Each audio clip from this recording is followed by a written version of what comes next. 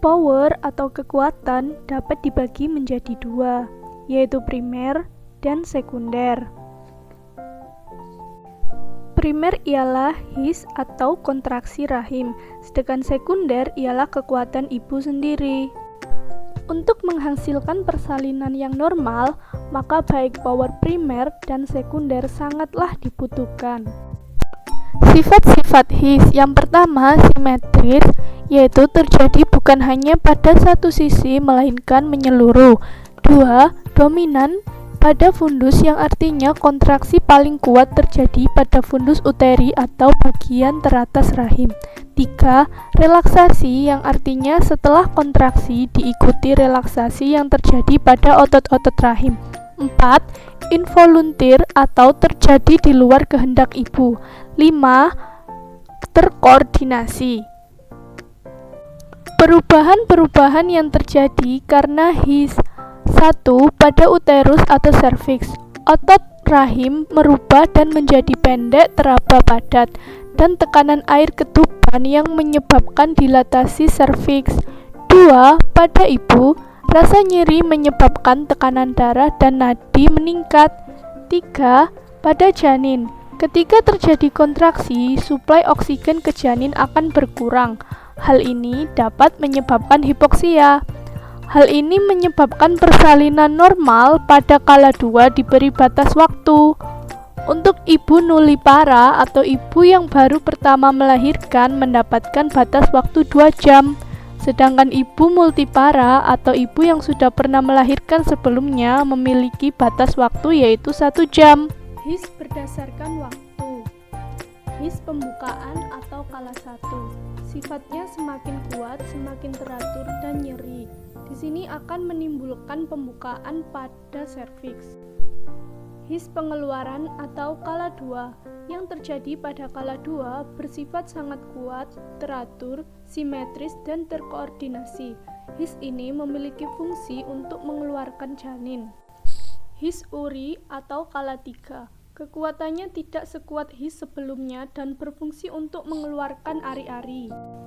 His pengeringan atau kala 4. Rasa nyeri tidak lebih nyeri dari his sebelumnya dan menimbulkan pengecilan ukuran rahim. Passage atau jalan lahir terbagi menjadi dua, yaitu jalan lahir keras dan jalan lahir lunak. Jalan lahir keras yaitu tulang panggul ibu. Sementara itu, jalan lahir lunak terdiri dari serviks, vagina, dan otot-otot panggul.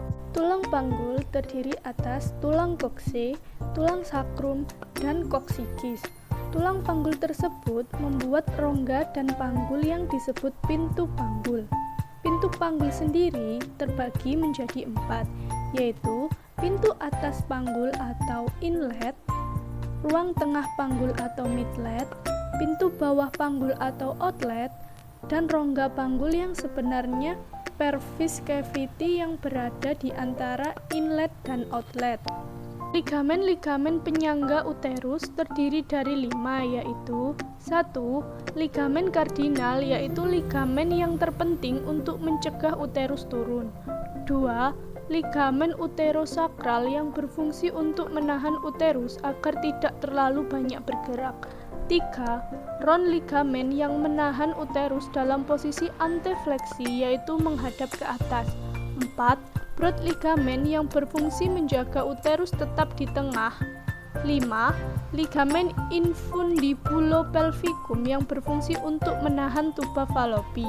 Passenger dibagi menjadi 3, yaitu janin, plasenta, dan air ketuban. Janin merupakan faktor yang penting paling berpengaruh dari passenger karena ukuran, letak, dan presentasinya. Kepala janin yang akan melewati jalan lahir terdiri dari 3 bagian, tulang, sutura, dan fontanel.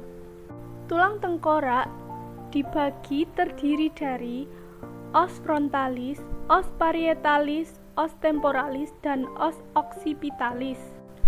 Bagian kedua adalah sutura atau garis yang memisahkan antar tulang, terdiri dari sutura metopik yang memisahkan antara kedua os frontalis. sutura coronalis yang memisahkan os frontalis dan os parietalis. Lalu, sutura sagittalis yang memisahkan os parietal kanan dan kiri, serta sutura lamboidea yang memisahkan os parietalis dan os occipitalis. Lalu, yang harus diperhatikan dari janin lainnya adalah letak presentasinya. Letak janin adalah perbandingan sumbu janin dan sumbu ibu. Letak janin terdiri dari 3, yaitu membujur atau longitudinal, melintang atau transversal, dan miring atau oblik. Untuk presentasinya biasa digunakan untuk menyebut bagian terbawah janin seperti presentasi kepala atau bokong. Bila letak janin longitudinal, presentasi janin yang dibutuhkan untuk persalinan normal adalah presentasi belakang kepala yang ditandai dengan terabanya UUK atau ubun-ubun kecil. Dan untuk mengetahui dapat dilakukan pemeriksaan dalam untuk mengetahuinya lewat jalur jalan lahir. Lalu, faktor kedua dari passenger adalah plasenta atau ari-ari. Plasenta berfungsi untuk menghubungkan nutrisi maupun oksigen dari ibu ke janin. Plasenta umumnya memiliki diameter kurang lebih 15-20 cm, ketebalan 2-3 cm, dan berat 500-600 gram. Plasenta terdiri dari 3 bagian, yaitu bagian maternal yang menghadap ke ibu, bagian janin yang menghadap ke janin, dan tali pusat. Faktor terakhir di passenger adalah air ketuban. Air ketuban adalah cairan di dalam kantung kehamilan yang mengisi ruang kosong. Air ketuban berfungsi melindungi janin dari benturan dan mencegah tali pusat kering dan mengkerut. Air ketuban berjumlah 1000-1500 cc. Warnanya putih, keruh, dan berbau amis. 98% dari air ketuban adalah air, sedangkan 2% darinya adalah diisi oleh albumin, urea, keratin, sel-sel epitel, rambut lanuk, vernix, caseosa, dan garam-garam organik lainnya. Psikologis melibatkan psikologis ibu, emosi, dan persiapan intelektual. Pengalaman bayi sebelumnya, kebiasaan adat, dukungan dari orang-orang terdekat pada kehidupan ibu. Penolong yang dibutuhkan ialah yang memiliki skill dan pengetahuan yang cakap untuk melakukan pertolongan persalinan, seperti bidan, dokter, ataupun spesialis.